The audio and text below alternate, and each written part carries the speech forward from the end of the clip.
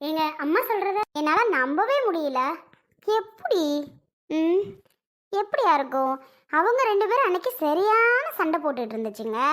அதுவும் முல்லையை விட மல்லிகா தான் நல்ல வம்புக்கு போச்சு. அடிக்க போற மாதிரி வேற போச்சு. முல்லை வேற என்ன அடி அடிக்க வர்றியா, என்ன அடி அடிக்க வர்றியான்னு வேற கேட்டுச்சு. ஆனா இப்ப நடக்கிறத பார்த்தா புரியலையே. இதுல ஏதோ இருக்கு, என்னன்னே தெரியல. ஒருவேளை அந்த ஐசு பிள்ளைக்கு மாப்பிள்ளை வீடு பார்க்கறதுக்கு அது முல்லை புள்ள புருஷனு போயிருப்பாவளா என்ன? இருக்கலாமோ? நமக்கு தான் தெரியாம இருக்கிறோமோ? போனாலும் போயிருக்குங்க. நமக்கு தான் ஒன்றும் விஷயம் தெரியலன்னு நினைக்கிறேன். கண்டிப்பாக போயிருக்குங்க தான். ம் இதை எப்படி கண்டுபிடிக்கிறது, என்ன பண்ணுறது, ஒன்றுமே புரியாமல இருக்கு இப்போ. ஏய், யார் பவிக்குட்டி வர்றாளா? பவிக்குட்டிகிட்ட கேட்க வேண்டியதான். உங்கள் ஆயாவும் உங்கள் பெரிய ஆயாவும் பேசிக்குவாங்களா அப்படின்னு. அவள் சொல்லுவாள்ல. பேச மாட்டாளே. கூப்பிட்டா பேசுகிறாளான்னு தெரில. பார்ப்போம் பேசுகிறாளா என்ன. பேசுனா கேட்போம். கலக்கி என் முட்டை கலக்கி. பவி கொஞ்சம் நில்லு. நீங்க என் கூட பேசவே மாட்டீங்க. இப்ப மட்டும் எதுக்கு பவி நில்லுன்னு கூப்பிடுறீங்க? என்ன விஷயம் சொல்லுங்க. பேசினாதான் பேசுவியா, இல்லைன்னா பேச மாட்டியா? என் சித்தின்னு கூப்பிட்டா தம்பியெல்லாம் பார்க்க மாட்டேங்கிற. நீங்க தான் எங்க அம்மா கூட சண்டை, எங்க அப்பா கூட சண்டை. பத்தாததுக்கு குழந்தைய எங்கள் பக்கமே விட மாட்டேங்கிறீங்க. எங்ககிட்ட கொடுக்க மாட்டேங்கிறீங்க. தம்பியை பார்க்க விட மாட்டேங்கிறீங்க. அவனே எங்ககிட்ட வரேன்னு அடம் பண்ணாலும் போகக்கூடாதுன்னு அவனை போட்டு தொம்மு தொம்மு தொம்முன்னு அடிக்கிறீங்க. பின்ன எப்படி நாங்கள் உங்கள் கூட பேசுவோம்? அவனை அடிக்கும்போது எவ்வளோ பாவமாக இருக்குது தெரியுமா? பார்க்கவே கஷ்டமாக இருக்குது. ரொம்ப பாவம் போல பார்க்குறான். எங்களையே தூக்குவேனான்ட்டு. அவன் சின்ன வயசுலேருந்து நாங்கள் தானே பார்த்துக்கிட்டோம். சரி, எங்களை விடுங்க. எங்கள் அம்மா கூடயே தானே அவன் மேக்சிமம் இருப்பான். ஃபுல் அண்ட் ஃபுல் அம்மா தானே வச்சுப்பாங்க. அவன் அம்மாவை விட்டு இருக்கதே அவனுக்கு உடம்பு சரியில்லாமல் வந்துடுச்சு.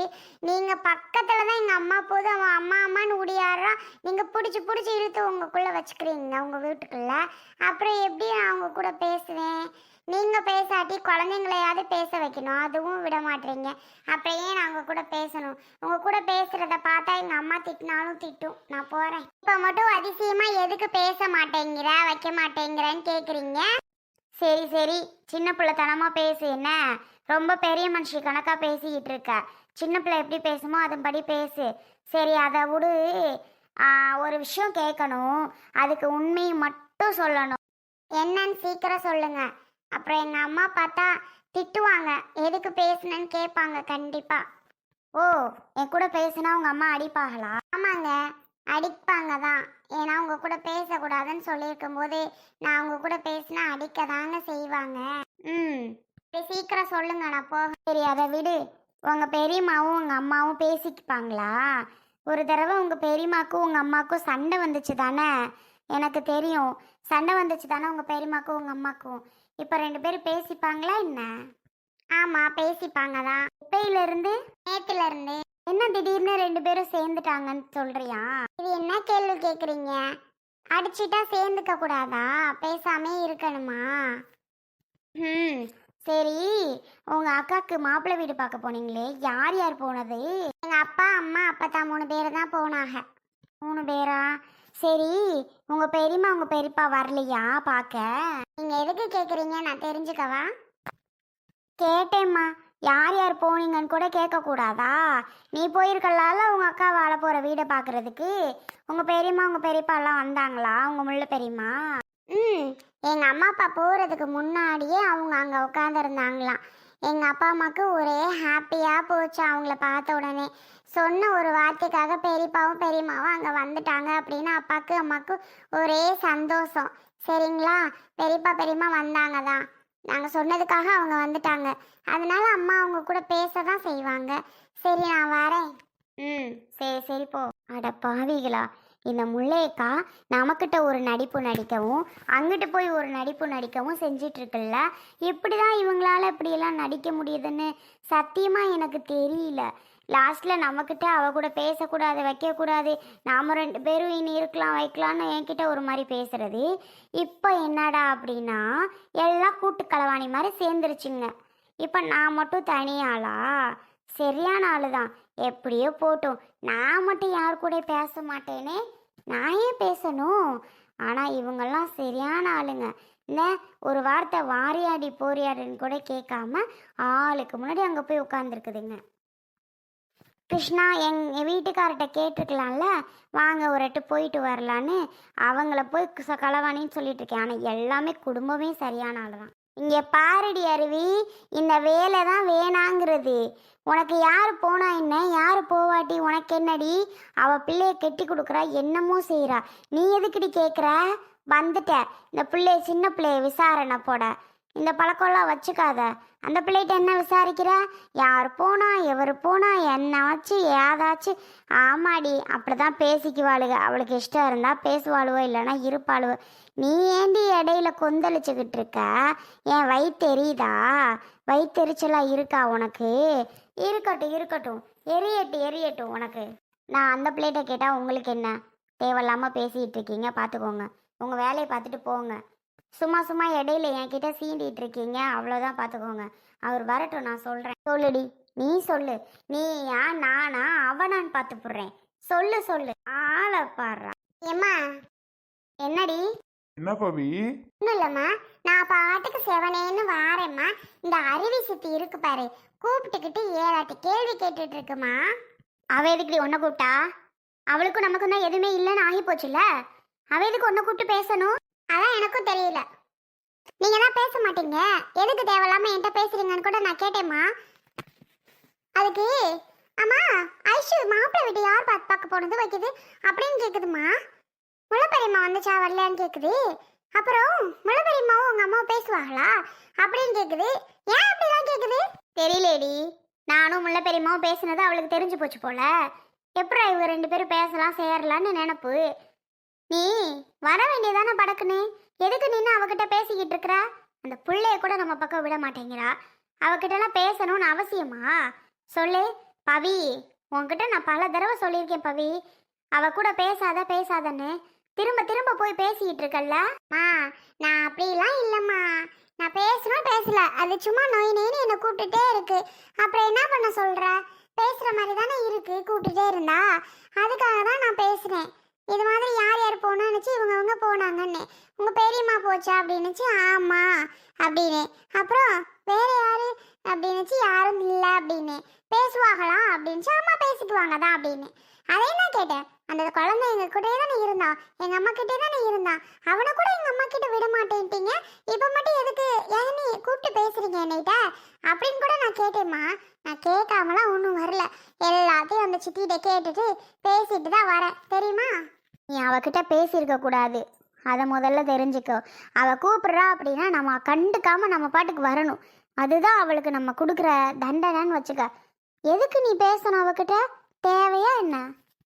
இனிமேட்டுக்கு நான் பேச மாட்டேன். என்னடா நம்மள புதுசா கூப்பிடுறாங்களேன்ட்டு அப்படின்னு தான் நான் பேசினதே. இனிமேட்டுக்கு நான் பேச மாட்டேமா அவங்க கிட்ட எல்லாம். பேசாதன்னு தான் சொல்றேன் நானு. சரி விடு மல்லிகா, பிள்ளைய பேசுனா பேசிட்டு போதுக்கு போ. யாருக்குள்ள யாரு? ஒரு வீட்டுக்குள்ள இருந்துட்டு என்ன பண்றது?